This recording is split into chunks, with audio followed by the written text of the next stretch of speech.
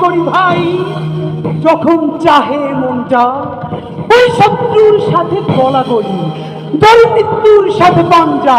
আমি উন্মাদ, আমি ঝঞ্ঝা, আমি ভিটিয়ে ধরিত্রীর পরবীর, আমি চির উন্নতশীল। শরীফ ওসমান হাদি। শরীফ ওসমান হাদি 1993 সালের 30 জুন ঝালকাঠির নলছিটি উপজেলায় এক সম্ভ্রান্ত মুসলিম পরিবারে জন্মগ্রহণ করেন। তার পিতা মাওলানা আব্দুল হাদি একজন মাদ্রাসা শিক্ষক, যার আদর্শ ও নৈতিক শিক্ষা হাদির জীবন গঠনে গভীর প্রভাব ফেলেছে। 3 ভাই ও 3 বোনের মধ্যে তিনি কনিষ্ঠতম। ওসমান হাদির শিক্ষা জীবনের ভিত্তি গড়ে ওঠে ঝালকাঠির বিখ্যাত শিক্ষা প্রতিষ্ঠান ঝালকাঠি NS কামিল মাদ্রাসায়। সেখান থেকে দাখিল ও আলিম পরীক্ষায় কৃতিত্বের সঙ্গে উত্তীর্ণ হয়ে তিনি ঢাকার উদ্দেশ্যে পাড়ি জমান। তিনি ঢাকা বিশ্ববিদ্যালয়ের 2010-11 শিক্ষাবর্ষে রাষ্ট্রবিজ্ঞান বিভাগে ভর্তি হন। প্রাচ্যের অক্সফোর্ড খ্যাত এই প্রতিষ্ঠান থেকে তিনি রাষ্ট্রবিজ্ঞানে অনার্স এবং মাস্টার্স সম্পন্ন করেন। শিক্ষাজীবন থেকে রাজনৈতিক ও সাংস্কৃতিক নানা কর্মকাণ্ডের সঙ্গে যুক্ত থেকেছেন শরীফ ওসমান হাদি। 24-এর গণ অভ্যুত্থানের আগে তিনি লেখালেখিতে যুক্ত ছিলেন। তার লেখা কবিতার বইয়ের নাম লাভায় লাল শাক পূবের আকাশ। তিনি লিখতেন সীমান্ত শরীফ নামে। ছাত্রজীবন শেষ করার পর হাদি জ্ঞান বিতরণের মহান পেশা শিক্ষকতাকে বেছে নেন। কর্মজীবনের শুরুতে তিনি একটি কোচিং সেন্টারে শিক্ষকতা করেন, যেখানে তিনি শিক্ষার্থীদের মাঝে বেশ জনপ্রিয়তা অর্জন করেন। এরপর তিনি ইউনিভার্সিটি অব স্কলার্স নামে একটি বেসরকারি বিশ্ববিদ্যালয়ে শিক্ষক হিসাবে যোগ দেন। শরীফ ওসমান হাদি এক সন্তানের জনক। পরিবার, শিক্ষকতা ও জ্ঞান চর্চাকে ঘিরেই তার প্রাত্যহিক জীবন আবর্তিত হতো।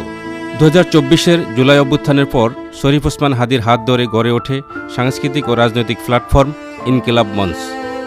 সংগঠনটির ঘোষিত লক্ষ্য হিসাবে উল্লেখ করা হয় সব ধরনের আধিপত্যবাদের বিরুদ্ধে অবস্থান, স্বাধীনতা ও সার্বভৌমত্ব রক্ষা এবং ইনসাফ ভিত্তিক রাষ্ট্র বিনির্মাণ।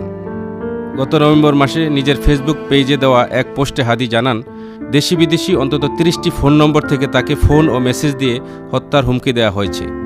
ওই পোস্টে তিনি উল্লেখ করেন, আওয়ামী লীগের খুনি সমর্থকরা তাকে সার্বক্ষণিক নজরদারিতে রাখছে। জীবননাশের আশঙ্কা সত্ত্বেও তিনি ইনসাফের লড়াই থেকে পিছিয়ে যাবেন না বলেও মন্তব্য করেন। জুলাই অভ্যুত্থানের পর তিনি আওয়ামী লীগকে নিষিদ্ধ করা, অভ্যুত্থানে হত্যা ও হামলায় জড়িতদের বিচার, রাষ্ট্রের গুরুত্বপূর্ণ সংস্কার নিয়ে সোচ্চার ছিলেন। দেশের বিভিন্ন গুরুত্বপূর্ণ ইস্যুতে কর্মসূচি ও বক্তব্য দিয়ে তিনি আলোচনায় এসেছিলেন। তিনি একই সঙ্গে ভারতীয় আগ্রাসন নিয়ে সোচ্চার ছিলেন, আধিপত্যবাদ বিরোধী একাধিক কর্মসূচিও পালন করেছেন। একদিকে রাজনৈতিক সক্রিয়তা, অন্যদিকে জুলাই অভ্যুত্থানকে বাঁচিয়ে রাখতে সাংস্কৃতিক কর্মকাণ্ড দুটোই সমানতালে করে গেছেন ওসমান হাদি। জুলাই নিহতদের স্বীকৃতি এবং আহতদের যথাযথ চিকিৎসা দিতেও তিনি সর্বদা সোচ্চার ছিলেন। এসব কর্মকাণ্ড হাদিকে আলোচিত করেছিল। জুলাই ঘোষণাপত্র এবং পরে জুলাই সনদ নিয়েও তিনি বক্তব্য দেন, যা নিয়মিত তাকে আলোচনায় নিয়ে আসে। এছাড়াও তিনি 2013 সালে শাহবাগ আন্দোলনের বিরুদ্ধে শক্তিশালী অবস্থান নেন। 2009 সালে পিলখানা হত্যাকাণ্ড এবং 2013 সালে শাপলা হত্যাকাণ্ডের বিচারের দাবিতে সরব ছিলেন তিনি। 2021 সালের মোদি বিরোধী আন্দোলন, হত্যা এবং সীমান্ত হত্যা নিয়েও তিনি সর্বদা বক্তব্য দিয়েছেন। টিভি টক শো থেকে শুরু করে রাজপথ সর্বত্র তিনি জুলাই অভ্যুত্থানের আলোচনাকে প্রাসঙ্গিক রেখেছেন, ফলে একদল শত্রু তৈরি হয়েছিল তার। 2025 সালের নভেম্বর মাসে আন্তর্জাতিক অপরাধ ট্রাইব্যুনাল কর্তৃক ক্ষমতাচ্যুত পলাতক শেখ হাসিনা ও সাবেক স্বরাষ্ট্রমন্ত্রী আসাদুজ্জামান খান কামালের বিরুদ্ধে প্রদত্ত মৃত্যুদণ্ডের রায় ঘোষণার পর আদালত প্রাঙ্গণে সাংবাদিকদের মুখোমুখি হয়ে শরীফ ওসমান হাদি মন্তব্য করেন যে এই রায় পুরো পৃথিবীর জন্য নজির স্থাপন করেছে এবং কোনো স্বৈরাচার দীর্ঘকাল মানুষের উপর নিপীড়ন চালিয়ে যেতে পারে না। জুলাই অভ্যুত্থানে অংশ নেওয়া তরুণদের তিনি সর্বাগ্রে রাখতেন। শহীদ ওসমান হাদি তার লড়াই ছেড়ে দেননি। তিনি সর্বশেষ ঢাকা 8 আসন থেকে নির্বাচনের সিদ্ধান্ত নেন। প্রচার প্রচারণাও শুরু করেছিলেন।